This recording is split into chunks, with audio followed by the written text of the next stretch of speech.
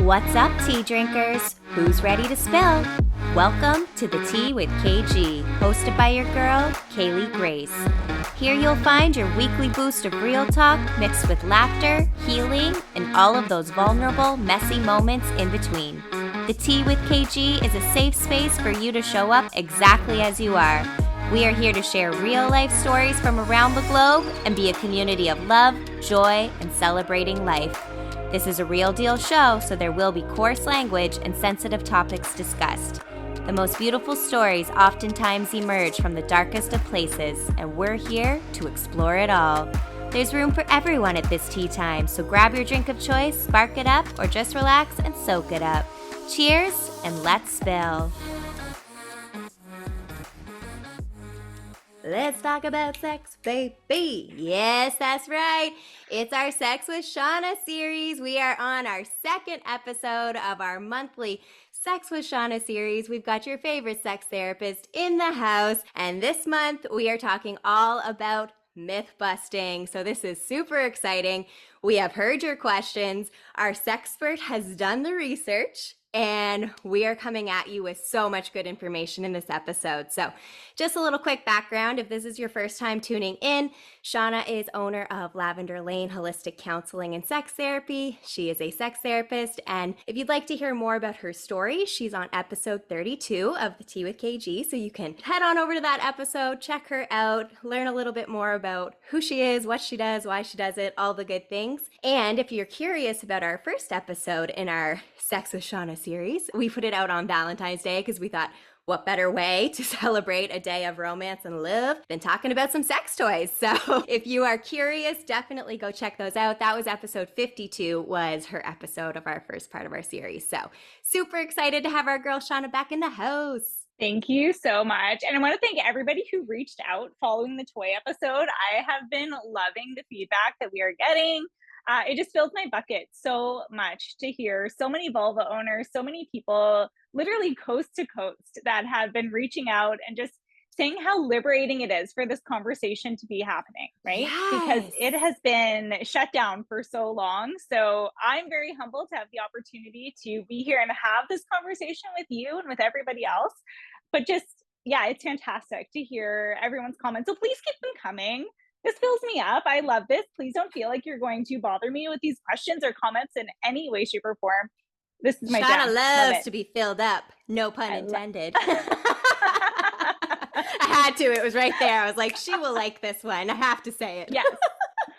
No, but it's so true. To add on to that, I agree. Like Shauna and I, we connected so hard over this. We were like, you know what? We need to talk about this. And then having this series, we just collaborated. We're like, all right, let's make some magic happen and really dive in on specific topics each month. So yes, keep those comments and questions coming. It's every time I say something, I'm like, coming. Hello. Can't help myself. But if we can't have fun and humor with it, what else do we got, right? Absolutely. All righty. So without further ado, we're just going to dive right into the myth busting. Even before we pop into that, Yeah. I think where this topic came from when we were brainstorming how we were going to kind of roll out these sessions and what we wanted to talk about and what information we thought was most important to get out there. One of the biggest things that we talked about was how much misinformation is out there. And that has become such a huge proponent of a lot of the work that I'm doing right now is you don't know what you don't know. Exactly. Right? So you have to kind of play around. I've been saying that you don't know what you don't know, so you got to fuck around to find out. Yes. Right? Shauna does a fuck around Friday. I love it. Yes, it's become one of my favorites. I did miss last week, but I'm going to try to get on it a bit more. We had a lot of sickness happening around here last week. I know. But I hope everyone's feeling better. I felt so bad. I was like, no. I know. So we kind of came off the high of the taboo sex show. Yeah. Where it was all things connection, intimacy, all the fun. Came home back to reality. Hubby got sick. My kid was sick. It was just a whole ordeal. So reality hit hard.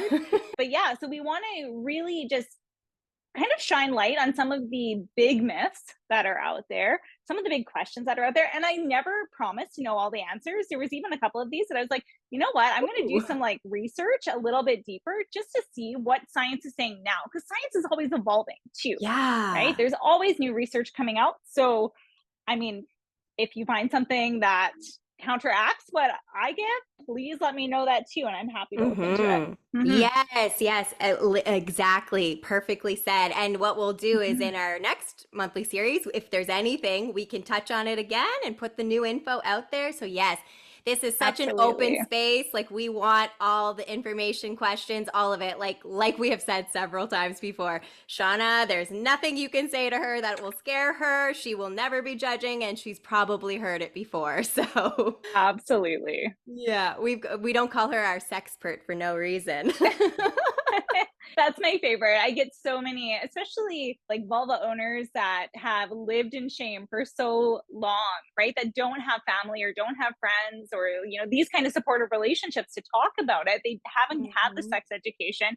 Men, I think, are a bit more liberal, or penis owners are a bit more liberal in a lot of ways. Not that their information is always correct by any means, but they seem to be more well-versed in talking about it. But what I find with a lot of vulva owners is I have so many people that are like, oh, I'm really nervous to talk about this. Like, please don't judge me. And then they'll say it. And it'll be the same question I've heard. Like, you might as well ask me what breakfast cereal I had for breakfast this morning, right? And I'm like, oh, honey, come to me. Yes. Come join my tribe. This is a safe space. Bring me pleasure. Yes, let's get that pleasure, honey, because that's it. Absolutely. Like, there is nothing wrong with pleasure. And all of us, as Shauna has said so many times, we're all wired differently, whether you are a penis owner or a vulva owner. And what may work for me may not work at all for Shauna, and vice versa. Absolutely. Like, there's so much to it, and it's such an individual thing. So don't ever feel alone in what you're dealing with, because one, you're likely not alone. There's probably someone out there. And also there's people like this. Like, we're here for it. We want those questions and comments, because there ain't no shame in none of it. And we want science to keep evolving. I would love more than nothing in this world to be proved wrong over and over and over again by new research coming out about this. Because the reality is, science on sex, science on the pleasure of vulva owners has been minimal. So most of the research we have is on penis owners, done by penis owners. And it's just been the last little bit that we're starting to see that shift a bit more. So again, I think we are in such a world of enlightenment right now. It amps me up. I get so excited about it, because we finally are in a position where people care. People give a fuck that there's an orgasm gap, and people want to see that shift. Right? Yes. So, I love that you brought that up. The synchronicities never stop with us, girl. Like, literally yesterday I was talking about this in a different regard, but same thing. I was like, I feel like our world, it's not a fast shift per se, but it's shifting in a positive way. Cause I feel like we're too far imbalanced in one direction, but I agree 100% that it's coming. Like, it is slowly but surely shifting in a positive way. And I'm so here for it. So I love that you brought that up. Yeah, totally. Yay! All righty. Well, without further ado, let's get some myth busting done. I don't know about anyone else, but I'm excited for this. There's some of these ones here I'm like, ooh, what is she going to tell me? So some of this will be new for me too. I can't wait. So the first topic we're going to touch on is squirting. So this is something I've actually researched myself, and I have heard this myth. Is there pee in it? I have done a lot of research. I have seen conflicting arguments across the board. So I'm really curious to see what Shauna has to say. So that is just it. Again, vulva owning sexual practice, we don't have a lot of research on it. The research is super conflicty. What is known, what is believed to be true at this point in time, is for those who don't know the term squirting, it's essentially female ejaculate, right? So it can, for those who have had this experience, I think about 69% of vulva owners 69 at some, right? I know, at some point in time. But it can actually vary. So for those who have witnessed, squirting on porn, it can look like, this like drowning in vaginal fluids. It can actually range from just a quarter of a teaspoon or rain, whatever, get juicy. It can go from like quarter of a teaspoon to quarter of a cup. Like, there is a huge range for how much this could happen. And again, when we look at what it consists of, I'm going to read this off because I don't want to get this one wrong. I had to do some research on this just to be 100% sure where we Yeah, were because sitting. there's so much out there, like so totally. Like I've said, I've seen it where it's like, no, there's none. Then it's like, well, there could be a tiny bit, just depending if your bladder's really full. Or some are like, no, it's this much. I'm like, no, someone tell me what's the answer. Someone, what's the answer? Yeah. So it contains some of the same components that you'd find in semen. So it has your prostate specific antigen, PSA.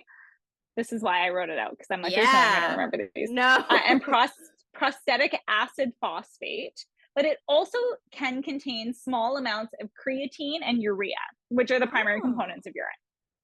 So now there's different reasons why this could be the case. So female ejaculation, or the squirt, the liquid, comes from the Skene's gland. And the Skene's gland sits kind of on the top of the vagina, upper wall of the vagina. Those are my words. And it will drain from that into the urethra.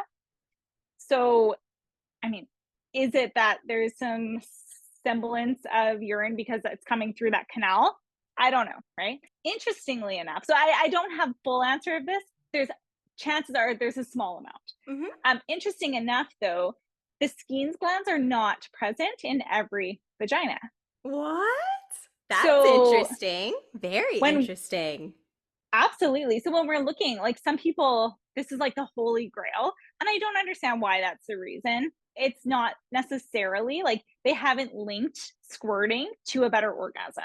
Okay. So just because you've squirted, it doesn't mean it's like the best orgasm of your life. Right. Yeah. Right. And I think that can in and of itself be a misconception. Like, oh man, she got so wet, or they got so wet that, you know, they must have just had this amazing orgasm. Can it be? Absolutely. Yes. But there's different levels. Have to be the case. Totally. Yeah. Yeah. But yeah, only, like I said, about 69% of vulva owners have squirted at some point in time. So could it be that those who haven't just simply don't have a Skene's gland, or that it's a smaller Skene's gland, so it doesn't necessarily get activated quite as easily? I don't know. That's so interesting. I never knew about not everyone having that gland. That's super, super interesting. See, I already learned something new today, everybody. I knew this was going to be good. And that makes sense. Everything you said makes more sense to me. Like even the way you worded where the secretion comes from, I'm like, okay, that actually logically, I get it now. Like, I'm like, okay, so yes, there could be a tiny little bit. I get it. Right. Now, that said, and I know this can be the concern for some people, and I think there's some shame associated with the bodily fluids as well, but the process of squirting is not taking a full urination. Yes, you're not peeing. It's not the golden shower. Just having a pee. That's not it. Yeah. Absolutely. Another fun, interesting fact that I came across when I was looking this up is that the female ejaculation, vaginal ejaculation, if you will, in ancient India used to be referred to as nectar of the gods. Oh, hell yeah. So just let that sink in a little bit. Yeah. Ooh. What did you call, we have all these beautiful words for how we describe our bits and our things, and I'm here for this. Like, yes, it is nectar of the gods. You're welcome. Yes. So I just thought that was like a fun little tidbit to hold on to. Oh, I'm going to hang on to that one. Enjoy the nectar of the gods. No, and in order to squirt, this can be a thing too. Like I said, a lot of people will chase it, or a lot of partners will want it as if it's, I don't know, trophy. But for some people, it comes very naturally to be able to do that. And it happens almost every time.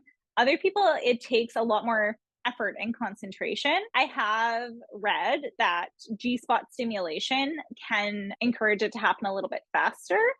Though again, not always the case. The information is all over the place with some of this stuff because there's just not enough research behind it.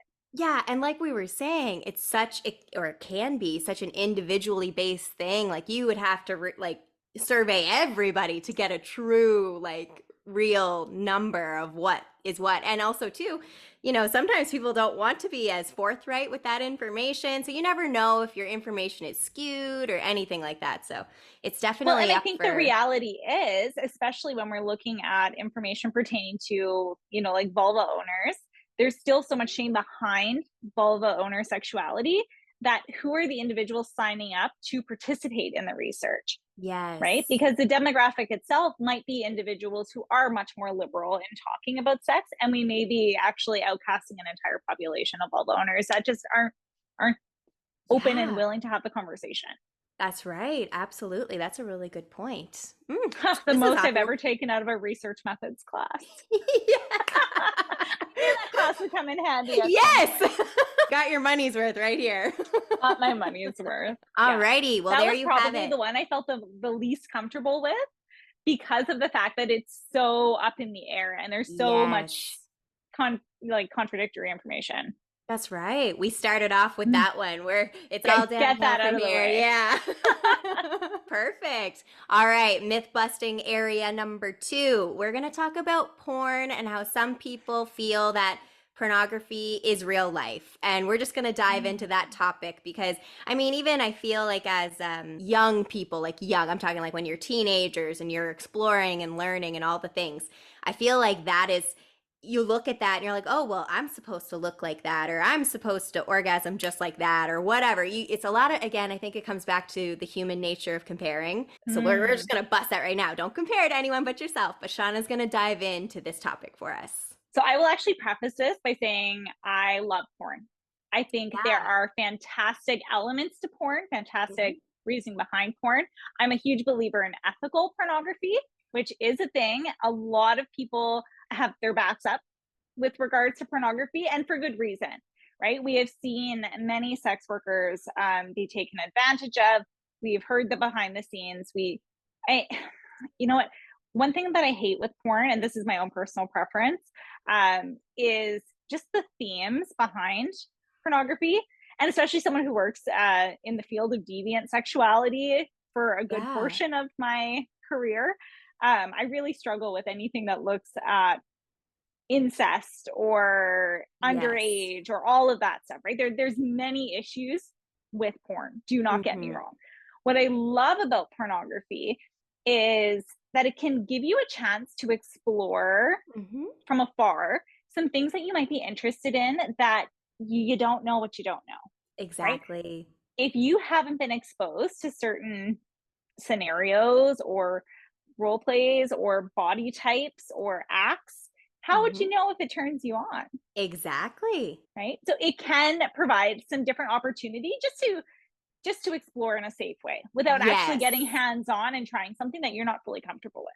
I agree. I think it's exactly like you said. In the right ways, it can be very healthy, very empowering, freeing, however you want to look at it, to explore and figure out what you do and do not like. So, yes, when you say ethical porn, like, Mm-hmm. can you describe that a So bit more? this is a term that we're hearing a lot more about just in the past couple of years. So ethical porn, the first example that comes to my mind is Bellesa, Bellessa or Bellesa, something like that.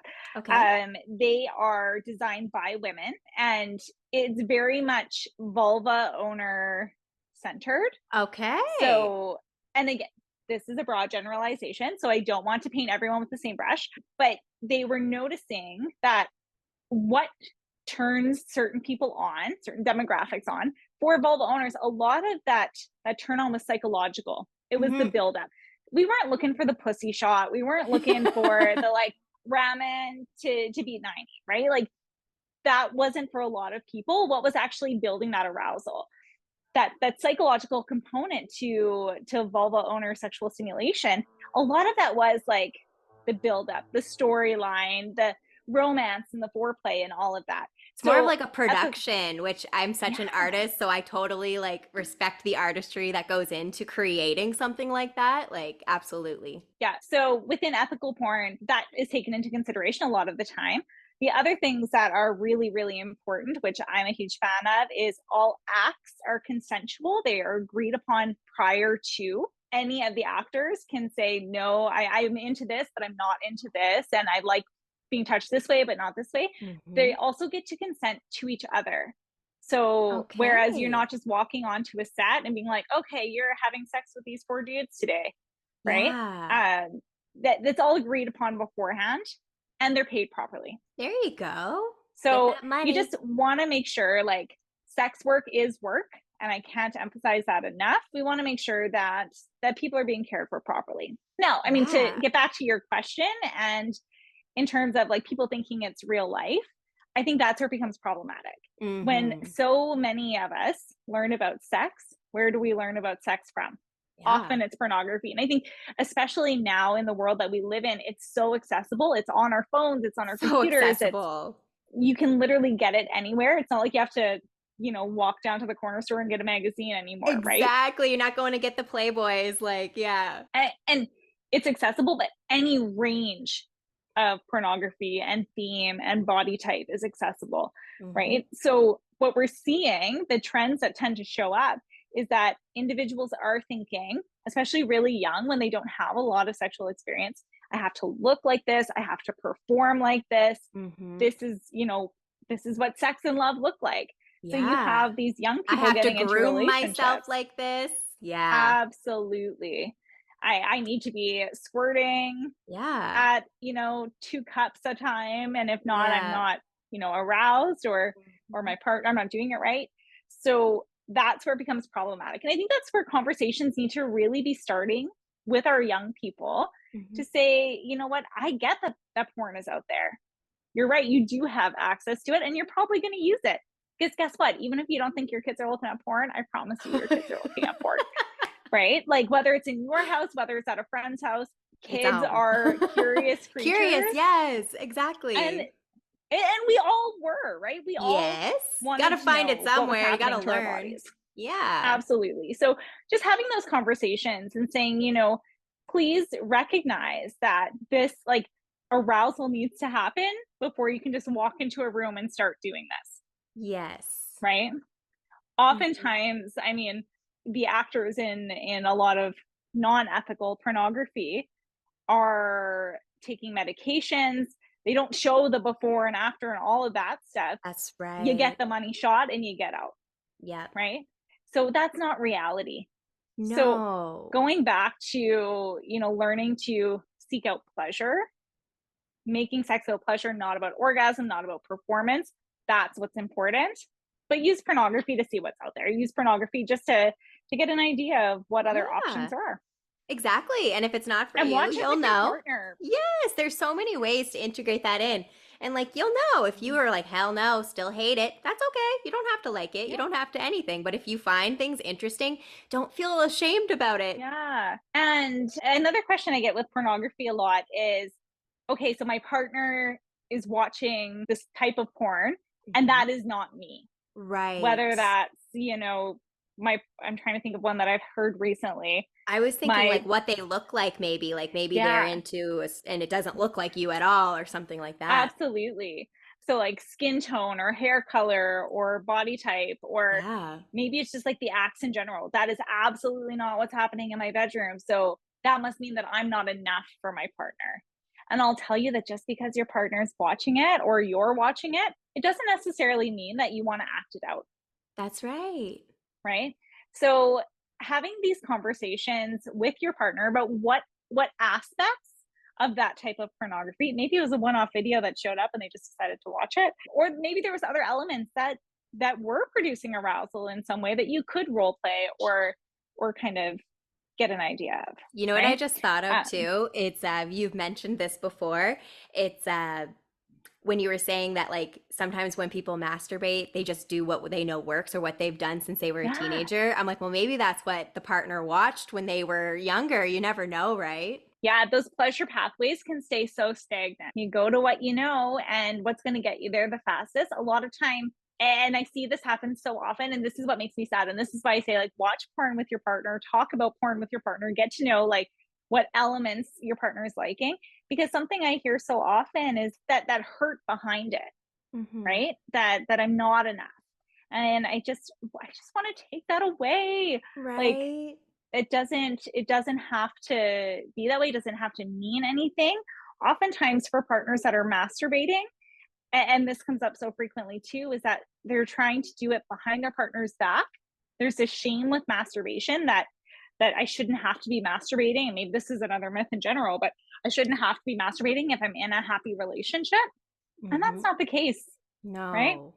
Not at If you are all. hungry and your partner's not around, are you still gonna have dinner? Like, of course you're gonna have dinner. That's a perfect way to describe it. Right? Like, that's they're not doing it to intentionally hurt you.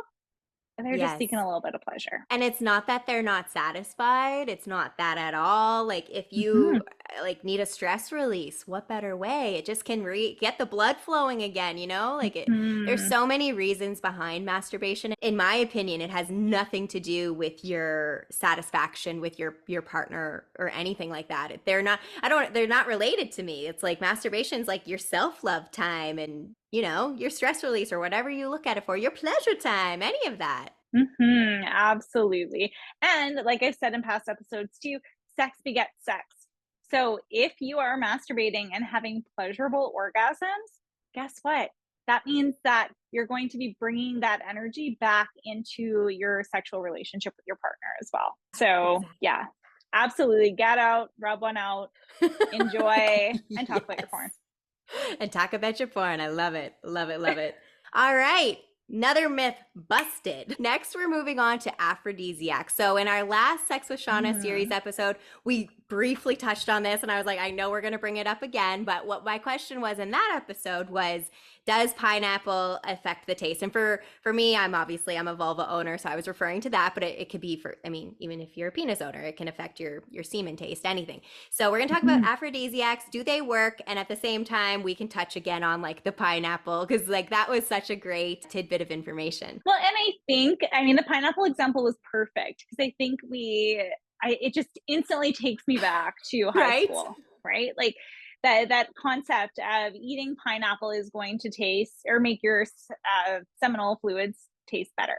Mm-hmm. And the information I gave on the last episode is the answer to that is yes and no, like many of these questions, right? So, yes, the healthier that you eat, the healthier you will taste. If Mm-hmm. you are eating a nice clean diet and, limiting your junk food, your fried food, your smoking, your alcohol, all of that, your body is going to taste fresher, That's right. And right? hydrating, lots of H2O. Hydrating, because again, the all of that processed shit that we put in our body has to come out of our body, right? And That's it's going to right. come, it comes out through our sweat, it comes out through like oils in our skin, and it's going to come out through our genitals as well. Mm-hmm. So, on the other flip side of that is it would take a hell of a lot of pineapple for your pussy to start tasting like pineapple. Like it's eat clean, eat healthy, but you would have to eat so much for it to actually make that big of a difference. Have like a Yeah. drastic change. Exactly. Yeah. Oh, this is such a good question. I'm Yeah. like, I feel like this was something our high school selves needed to hear. I know. But then in terms of aphrodisiacs in general, there's not a lot of real science behind the, many go-to Yeah, like aphrodisiacs. oysters. That's the first one I always That's think of. that's literally the example that I have is that oysters, right? Because people put so much thought into that, and then you have other people that get disgusted at the thought of an oyster. Like Yeah. I can just think of my husband; he'd be like, "I would rather not, thank you." So there's not a lot of science behind that actually proves that to be true. However, excitingly enough, and I talked a little bit about this in our last episode as well, but there are some different adaptogens. So again, for Yes. your Oh my woos, God. Yeah, yes, yeah. Talk about this. This is so yes, cool to me. there are some different adaptogens and just natural products that you can find in a lot of different places that have been proven to make a difference.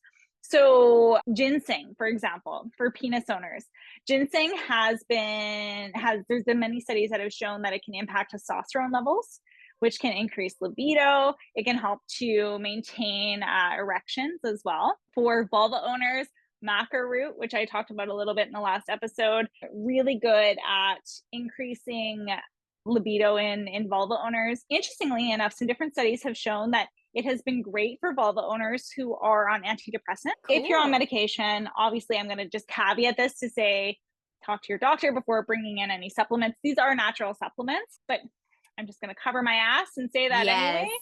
But yeah, so we know that antidepressants, and I mean, birth control, hormonal I birth was just control about as to ask well. that. And it's just something to be aware of. And it's a side effect, I think, that oftentimes get missed So again, regulate your body the way you need to regulate your body and work with your medical team to find the medication that's best for you. Yeah. And recognize that it is normal for libido to go down when we're fucking like sex drive is hormonal a lot of the Yeah. times, right? So if we're messing with our hormones, it's very common that sex drive is going to get messed with too. Oh, for So yeah, sure. maca root is fantastic for helping with that. Another thing that, as I was kind of sitting and processing through the idea of aphrodisiacs was, for me, it's like, okay, not necessarily just what's going to increase libido, but I look at sex from such a holistic nature that I'm Yes. like, what are the other elements that are impacting our libido, such as stress, such as sleep, that we could be using, natural supplements to address as well. So like ashwagandha, fantastic for stress.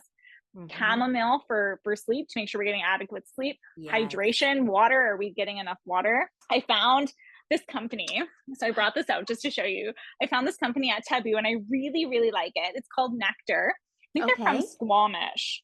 So they're a BC company. I think it's Squamish. Cool. They have this little bottle. It's called Love Potion number Oh, 9. cute. That's so cute.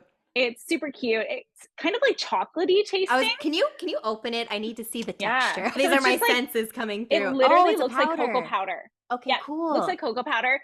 So the instructions are: add 2 to 4 tablespoons to hot or cold nut milk, smoothie, coffee, blend it with a sweetener, and add some fat. Cool. You have to add some fat for it to kick in as well. So I've been putting it in my smoothies. Yeah. Dollop a Greek yogurt or something in there, and then your berries and all of that fun stuff. It's such a great taste, but it's got amazing superfoods in it. It's got cacao, it's got maca, ashwagandha, rose power, It's got all and the a few others goods. too. Yeah. So yeah, I'm hoping to, we've been talking about doing a little collaboration with them. So Yeah. would love to do that, but I definitely recommend. They have some cool products in terms of like THC and CBD infused lubes and Ooh, all of that fun love stuff too. that. I was gonna say, I'm not sure how long you've been using that product, but I'd be curious when we do our next monthly to do a check-in and just maybe see if it's doing what it says, or maybe it's Yes. instant too. I'm not sure, but So that's an amazing point, because often we hear like aphrodisiacs, I'm going to take it and like it's go time. I'm going to be like the horny as fuck. pineapple, I'm gonna eat Like this the in pineapple. instant. Yeah. Right? You're like, I'm eating this, right? No. So it can take 2 to 3 months of consistent use for this to kick in, Yeah, I right? So believe you're it. That's not like going to see anything. overnights. It Yeah, has what to you're get into your system.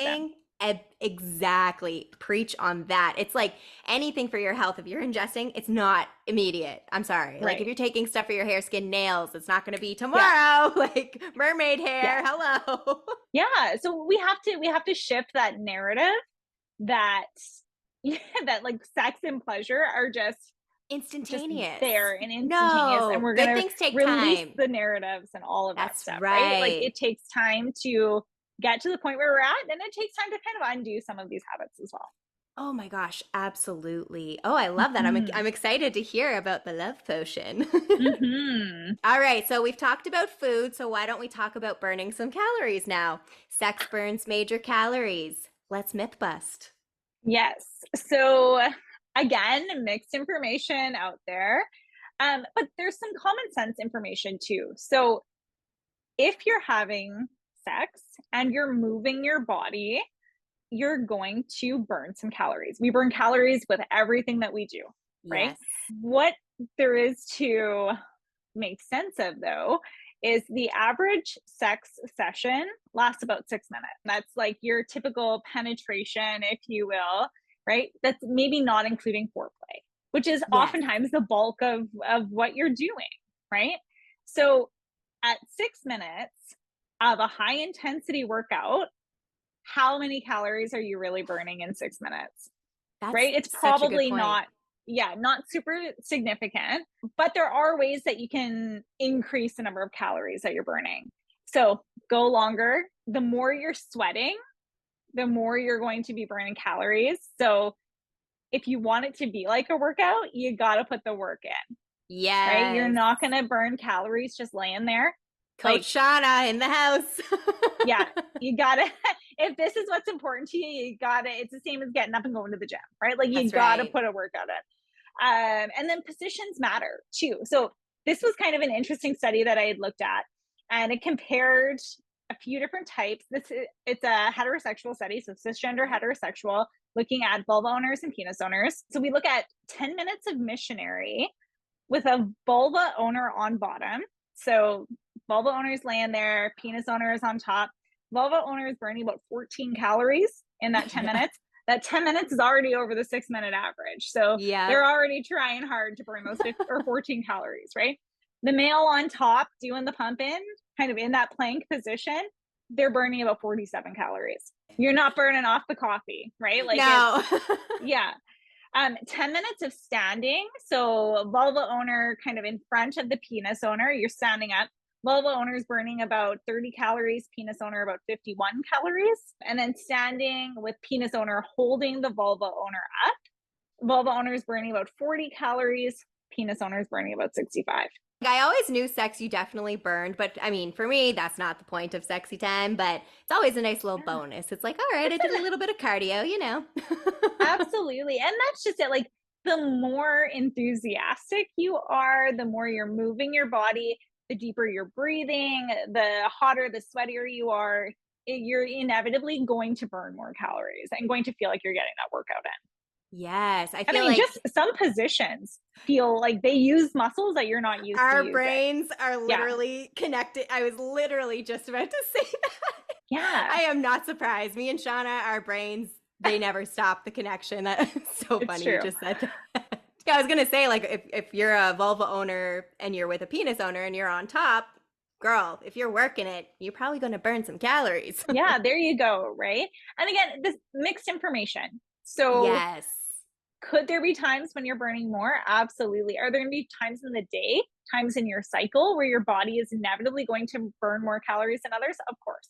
Yeah, that's a good Mhm. point. I like that you brought that up. Love Mhm. it. Alrighty. This one I think is definitely good to know for everybody out there. I'm going to say it for penis and vulva owners. Should we be peeing after sex? Yes.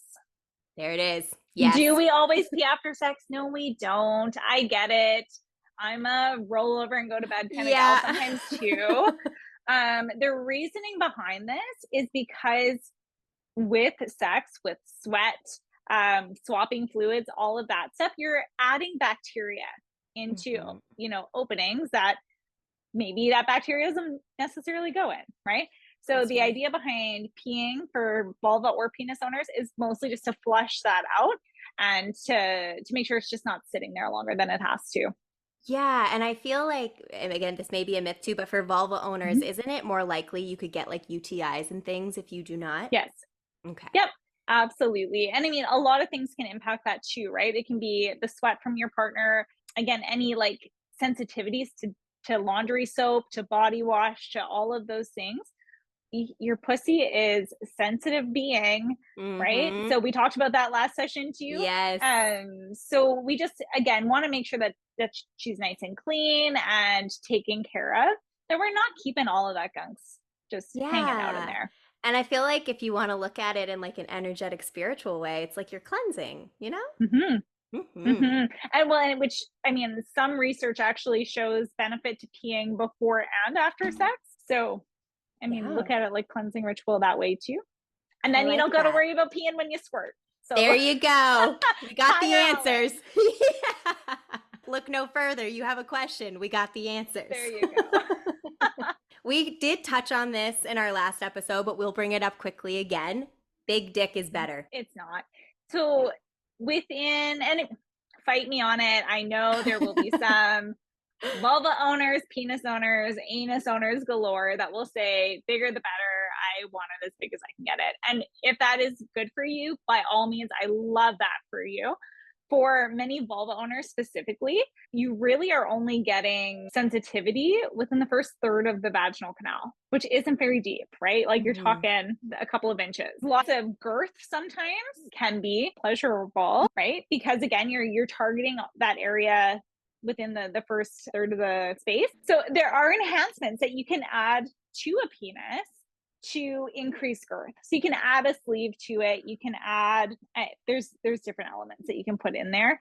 There's also penis pumps too that I always think of Austin Powers. I don't know if you've seen I think it's the first movie. It makes me laugh because that's all I can think of is yeah, I know. And all that really does is it's just pulling more blood into the penis. I won't get into the logistics of it or yeah, that's a whole other episode. yeah, it is what it is. For some people, they really like that. I've also recently, and I didn't even know this was a thing until very recently, heard of people getting Botox injections into their penis to add girth. What? I've Yes. never heard of this. What? Shocking. I know. I was so surprised when I had heard it. And actually, I was so surprised when I had heard of a fairly popular dick doctor who who is doing it, because some of the research that I've looked into, it actually is kind of similar with like you put Botox into your face and sometimes you get a botched Botox job, or like it has to go somewhere when it starts to break down. Yeah. So I've seen a lot of research primarily out of the States where the jobs go sideways pretty fast. So, penis owners are losing sensitivity. They can be kind of going lumpy. Ooh. You wouldn't want to mess with that. And also, I don't understand how it even works because I know what Botox does. And to me, I'm like, it's not adding, well, I guess it is filling out like your wrinkles, like but it's not an exponential amount of volume. Like, I mean, they'd have to put, I would think if you're trying to get a significant difference, it would have to be a lot of units. Like, wow. Yeah. And I don't want to yuck anyone's yum. Again, if you're doing this and it's working for you, I love that for you. I also love that you just said that. I don't want to yuck anyone's yum. Oh my God. I'm going to start saying that. Continue. Yeah, Sorry, I stole it. That's not mine. I stole it from somebody. Whoever's it is, we love it. Yeah, I can't think of who it is. Some sex educator, I'm sure. Yeah, again, just recognizing that bigger doesn't have to be better. And a lot of that goes to messaging, right? What are the messaging that, penis owners are getting from a very young age? Oh my that God, their right? masculinity, that their manhood is tied to that their appendages. Size. Yeah. Oh my gosh, such a good point. I'm glad you brought that up. I mean, especially the era we grew up in. I feel like at school, you'd always hear the boys going on, and it's just So not even a concern. Use what you got. Not the size of the ship, it's the motion of the ocean. 1000% own it. And a reminder from our last episode again is that only 20% of vulva owners are actually orgasming from your dick to begin with. So if that's all you're bringing to the table, you really need to up your game in other ways. Preach it, sister. Okay, we briefly touched on this one before, but it's always good to touch on.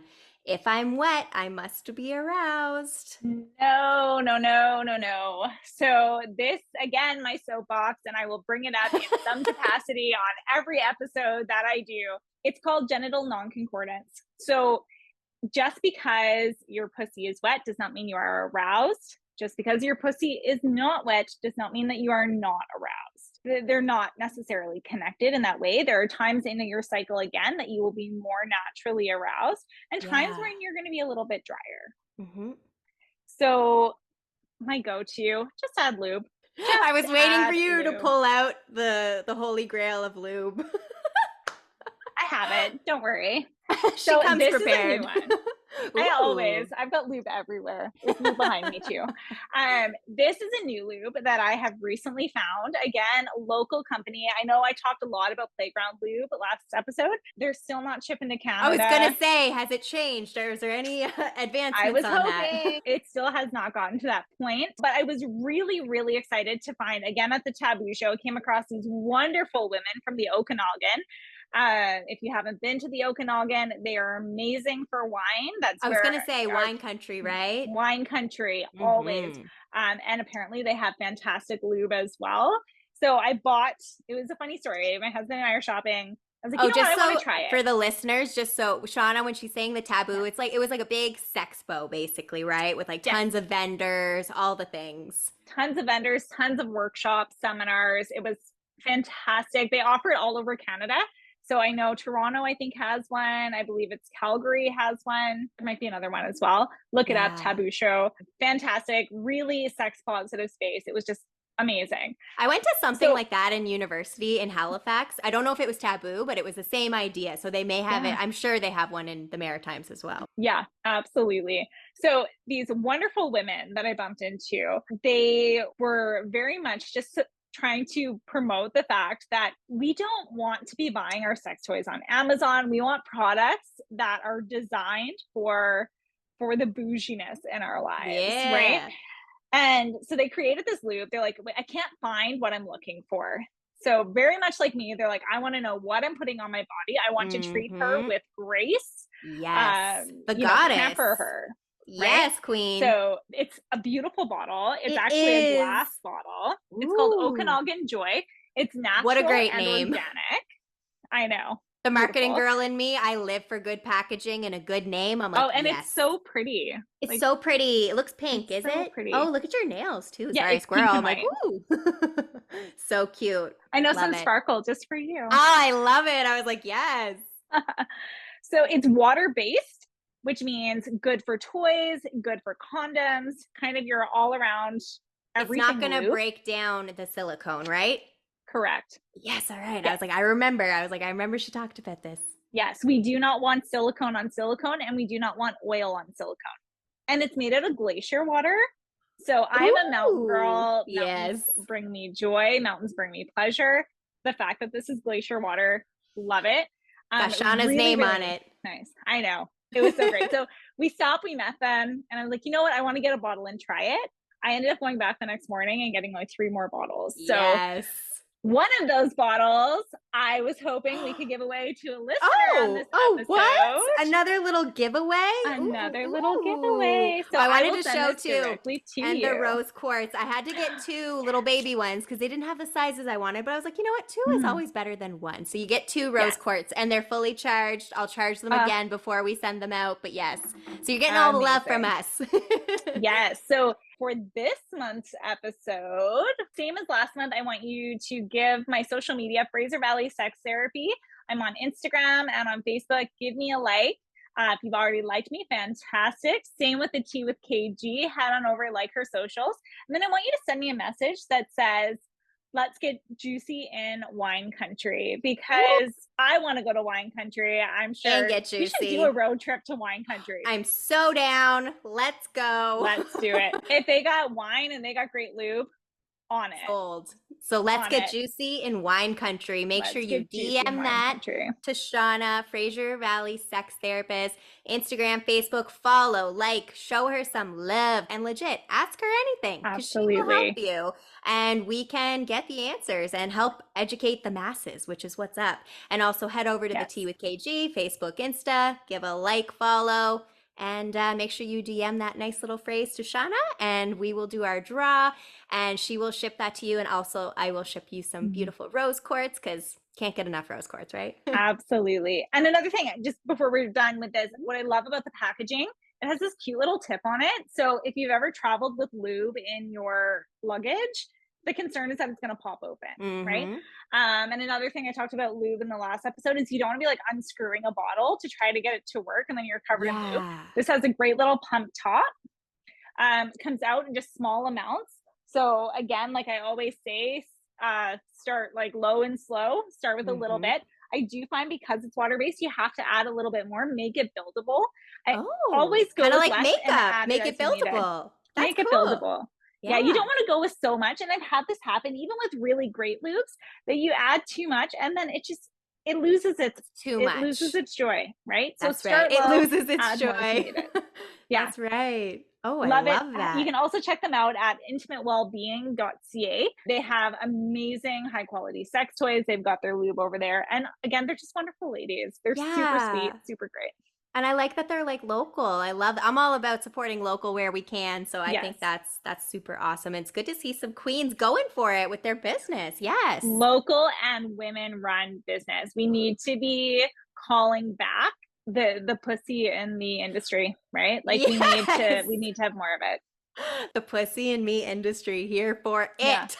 Yes. Love it so much. Okay, so yes, don't forget about that giveaway, everybody. Make sure you DM Shauna. We want to keep giving you all the pleasure. We will keep this giveaway open until April 1st. Perfect. April 1st. Love it, love it. Next myth busting topic: masturbation and toy use can decrease your sex drive with your partner. We did somewhat touch on this earlier, but we'll go right into it again. So, to add to what we had talked about earlier in terms of masturbation and porn use, and that it's not going to impact your wanting to have sex with your partner, something that I do hear a lot though, often coming from penis owners towards their vulva owner partners, is they're scared to bring toys into the bedroom. One, because they feel like they can't compete with a toy, and two, because they're worried that the toy is going to kind of like desensitize the vulva. I would be shocked to hear a vulva owner say they are leaving their partner for even their unicorn, right? The unicorn is great. It doesn't take me for dinner. So yes, the toys are great. They don't make a mess. They don't leave their underwear on the floor. Like, they don't talk back, but they're not going to cuddle you afterwards, right? No, it's not human connection. It's not you. Oh my gosh, human connection is so much more than what a vibrator can give you. Oh my God, like not even comparable. Yes. A vibrator is just like a nice added addition if that's what you choose. Absolutely. And the truth of the matter is that a vibrator or toys and enhancements of other kind are designed to do what the human body isn't able to do, right? That's right. If you can make your penis pulse at that, octave, fantastic. Again, amazing. I love that for you. But if not, bring in something that can, because if we are trying to have the most pleasurable sex, then we want the sex pleasurable for everybody. That's right. The goal again should not be orgasm or how many times. Like, her pussy's not a trophy. Like, you're not just getting this gold-plated item for being able to make her come all on your own, right? It's added in, have the most pleasurable experience, bring toys into the sexual couple or the coupled sexual experience as well, right? Yeah. So where this can become tricky though, and again, to caveat in just the other way, is when we talk about those pleasure pathways. So if you are only pleasuring yourself in a certain way, so you have the same vibrator and you use the same positions and it's kind of your go-to, the same fantasies all the time, your pathway to pleasure is going to be quite narrow, right? So it's not going to desensitize you. You're still capable of orgasming in different ways. It might just take a little bit longer to allow your body to realize, or allow your brain to realize, okay, this could lead to pleasure as well. Yes, it's like you're limiting yourself a little, right? Like, and that can be just applied to so many, like every area of your life. You have to always be open to learning and trying new things. And like, it's nothing wrong if you like doing what you're doing and it works, cool. But like, don't feel shameful if you want to try something new. There's nothing. We're about the pleasure here, honey. So absolutely. So try different things. Bring toys into the bedroom. Use toys on your own.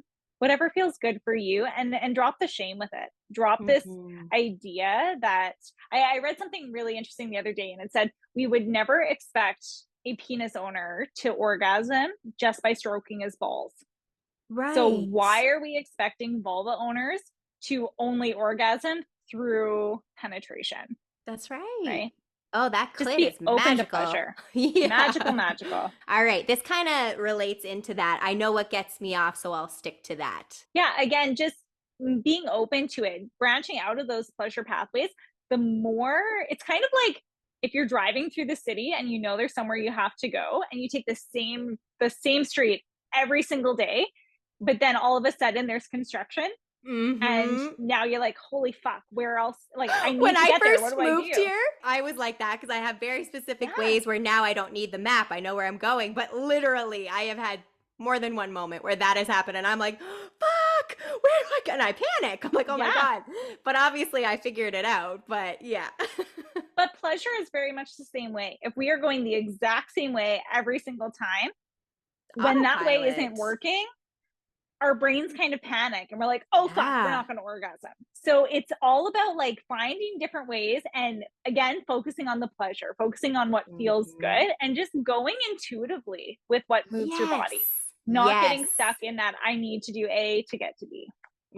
That intuitive, that is what's up. Because I find it can benefits you in so many other ways too, because then you learn to trust yourself, which can be beneficial in every part of your life. Like there's so many ways we can lean into that intuition that are going to be just beneficial in general. So I like that. Absolutely. And what you want in your body is going to change based on any number of context related situations, right? So, Mm-hmm. yeah, keeping yourself tied to only one option is so limiting. Mm-hmm. So limiting. 100%. Alrighty. Next myth busting topic. Weed and alcohol make sex better. I'm very intrigued on this one. So again, I think there's a fine line. My husband always jokes that there's like the line between fucky and fighty when it comes to like red Oh. wine, especially. It's like there's a certain measurement that it's like, okay, Shauna's going to be a good time, or we're getting into it tonight. And I think that's so true with a lot of substances in general. Weed and alcohol are both considered depressants. So while they can, in some combinations for some people, kind of bring us down and into our bodies, kind of take Yes. the edge off, if you will, Mm-hmm. help to sort of calm us down, help us to be a little bit more present. They can also take us too far in the opposite direction to the point where erectile dysfunction is happening, low libido, we get tired, right? A Mm-hmm. bit more sluggish. Maybe we're kind of slurring around and not able to be fully present in our bodies because we've become too diminished. Mm-hmm. So what then happens is that we're not as receptive to the pleasure that's coming up. Yeah, it's a balancing act, right? And I think again Mm-hmm. that just that it can be applied everywhere. Without balance, like there is no flow. Like you need to have balance. Absolutely. Alrighty, next myth busting. Men ejaculate every time they orgasm. Oh, so in our last Mm-hmm. episode, you might remember we talked about I toy. remember. I can still see the picture. Yes. So it is a very common myth that we know when a man has orgasmed because he's ejaculated. And then he has that refractory period where he may not be able to orgasm again for a few minutes, up to a few hours, up to the next day, right? What has been really cool in research is showing that through prostate orgasm, men can actually have multiple, many, many, multiple orgasms without ejaculating. So without that refractory period, they can have that full body sensation, they can get the pleasure, but without having the downtime in between. Yeah, didn't you say someone had like 100 or something wild like that? Yeah, the owner of or the creator of that Helix toy, that's how he sold it. Was when I first used this, it was like he stopped counting at 100. Wow. And so I mean, I'm sure it could be infinite, just like for many women. However, Yeah. like at some point, and he even said he's like that was way too much. Like I probably couldn't Yes. do it again. Yeah. So at some point it does become sensitive and it does Oh become a yeah. lot to experience that over and over again. But it Yes. is absolutely possible for penis owners to orgasm without ejaculation. I think that's such a good myth to bust because I guarantee a lot of people are not aware of that. So You I don't love have that. to bust just to orgasm. That's right. No bust needed, my friend. Yes. No muss, no fuss, no bust. There you go. All right, this one I think is a really interesting one too. Is it healthy to have sex in a pool or hot tub?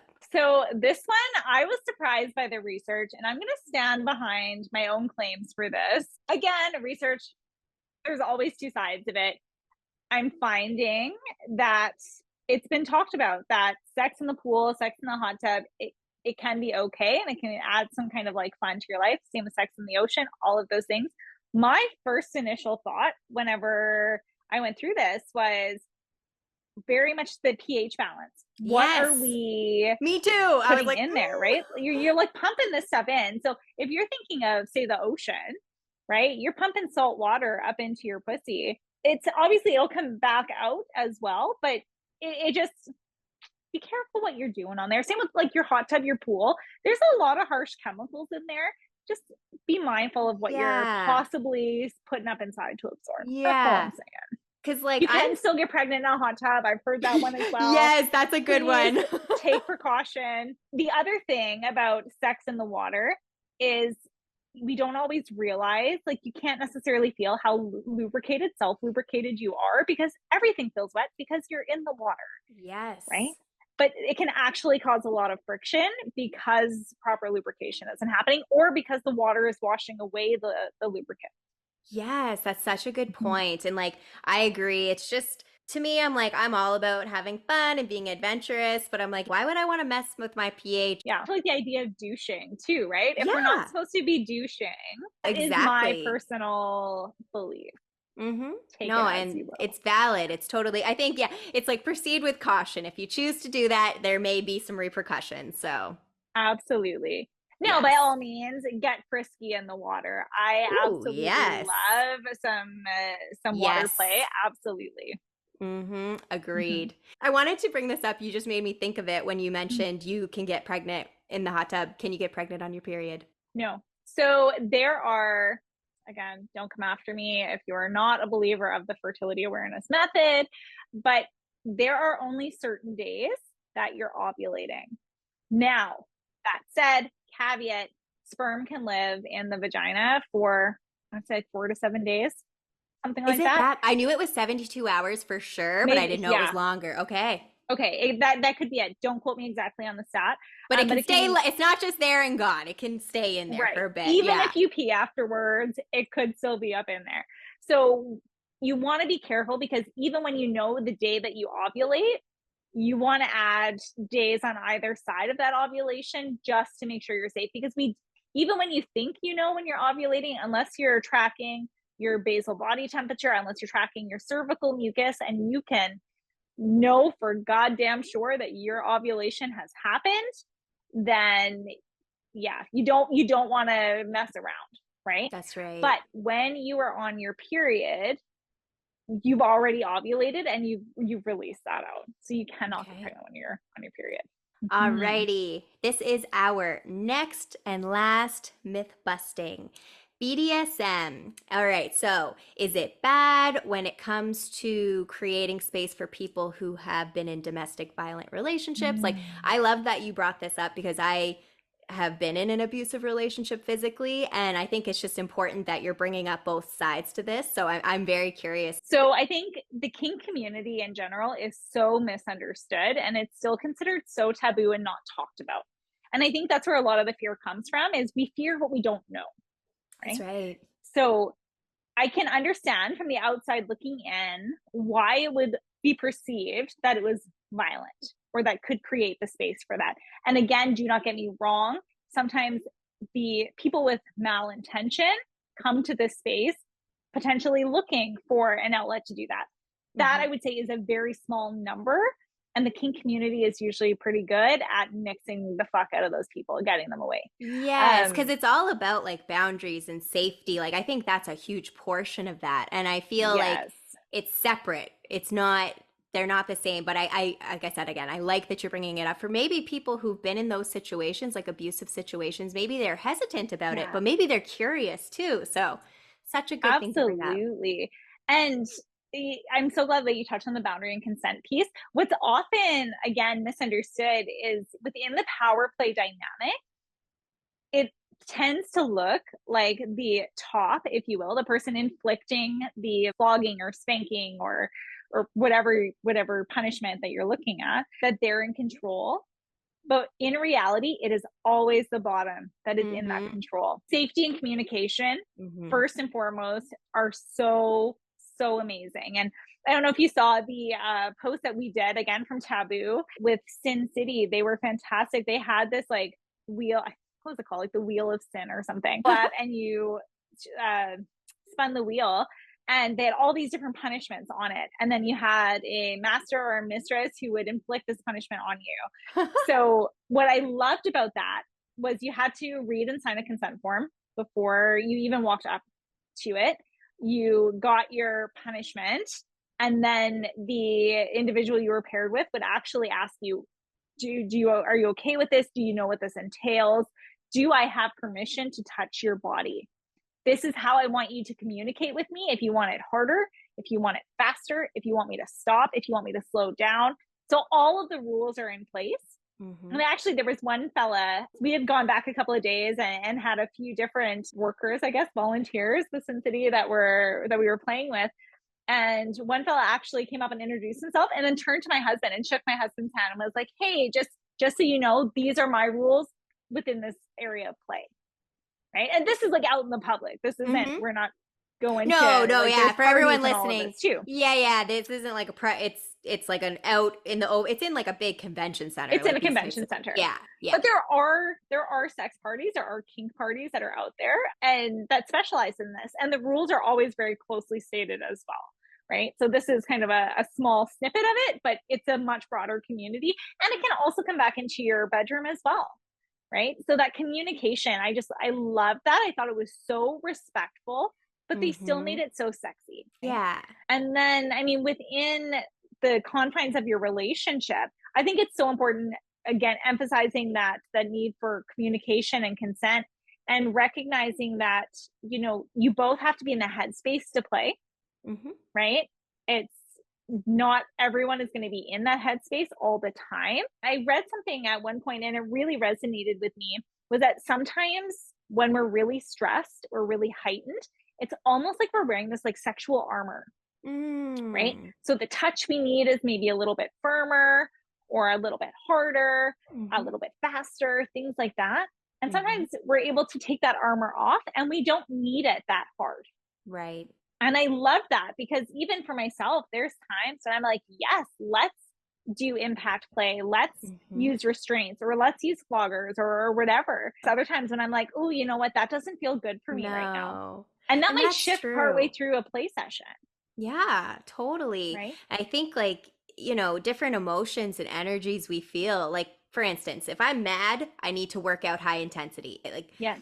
sure, I could go to a yoga class, but I know when I'm in that type of energy, let me like go to a boxing class. Let me get it out that way because I know Mm. my body just needs to release it in that way. So I feel like that could be linked into your sexual life as well. Different feelings, emotions, like Shauna said, you're more high stressed, you may need this or that. So that's a really, really great way to look at it, like the Mm. armor. I love that.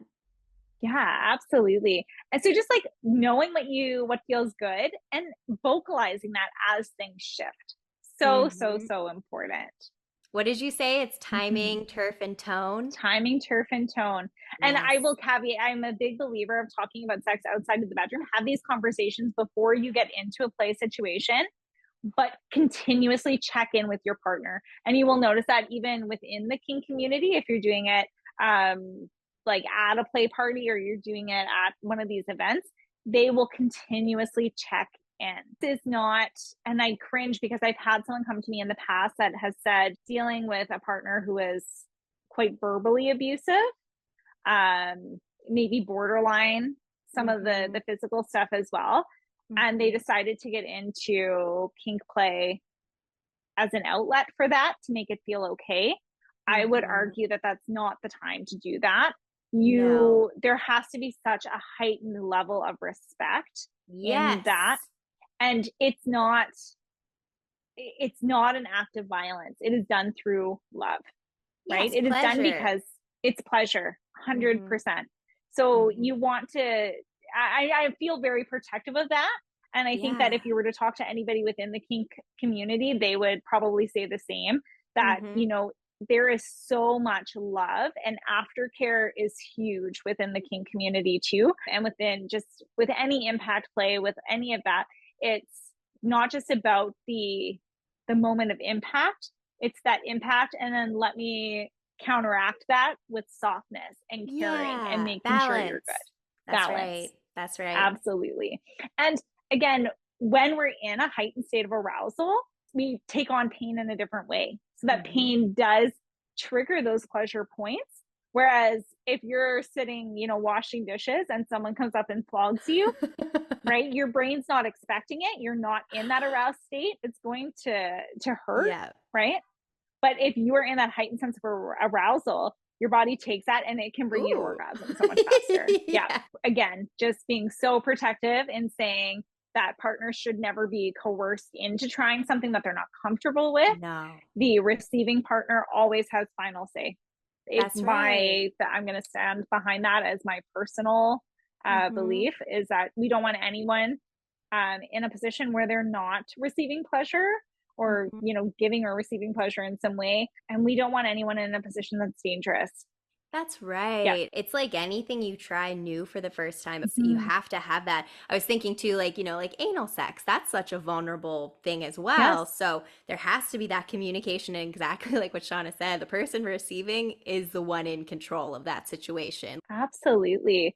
And you don't know, like, if you're the one giving the punishment, if you will, Mhm. you're not receiving it. You don't know what it feels like. And especially That's when right. you're using different tools, is they have different stings, they have different impacts. So you don't know the amount of pain. So you're relying on your partner to communicate with you where they're at. I That's think it's right. also really important when you're trying something new in any way. And this is maybe if you're somebody who is interested and you don't know how to broach it with your partner, or even if you and your partner like in the learning phase together, there is tons of research. Do your research first. Safety Mhm. first, know what you're doing. Start low, start slow. That is our myth busting for today, everyone. Do you have any final words of wisdom for us? I've said it already in the beginning of this episode, but I will say it again is when it comes to sex, we don't know what we don't know. So the best way to find out is to fuck around and find out. Fuck around and find out. You heard it here. I love it. Alrighty, so I'll get Shauna to plug her social in again. Just remember with our giveaway, you're going to want to message Shauna. Let's get juicy in wine country. Let's get juicy in wine country. So if you want to hit up Shauna, Facebook and Instagram, Fraser Valley Sex Therapist. If you're looking to book a session with me in terms of counseling, I'm a registered clinical counselor and as well as sex therapist. So you can message me on my socials or you can find me at lavenderlanecounseling.ca. perfect. Alrighty, so make sure you get in on that giveaway. Shauna has put in such incredible products for each of these giveaways. So I'm just super honored and grateful that you come to this space with Mm. us. So thank you so much for just being here and sharing your beautiful knowledge with us and also for your amazing giveaway items. Like whoever wins them, you are lucky. Well, and thank you for just, it almost makes me emotional because I think there are not enough sexually safe spaces for people to come and to get information and to ask questions. And like I said, I will be the first to say, I don't know the answer to everything, but I am more than happy to do the research to get out there to help you find answers so that we are having safe sex, we are having pleasurable sex, and that we are leaving this world more connected than when we came in. Preach, sister. Mm. Yes, yes, yes. It's all about that connection and that pleasure, baby. Hell yeah. Alrighty, well, that is our tea time for today, everyone. This was episode 2 of our monthly Sex with Shauna series. Tune in each month. We're going to be hitting on some cool topics. Like I said, if you want to check out her first Sex with Shauna series episode, it was February 14th, Valentine's Day, so episode 52. And if you want to see the OG episode 32. So that's so funny, 3252. I didn't Yeah, realize I you was were. just thinking that. Interesting. Yeah. I want to thank each and every one of you for tuning in. We are sending love and light and all that pleasure to each and every one of you. Have an amazing day, night, morning, whatever time it is you're listening to this, and we will see you next week.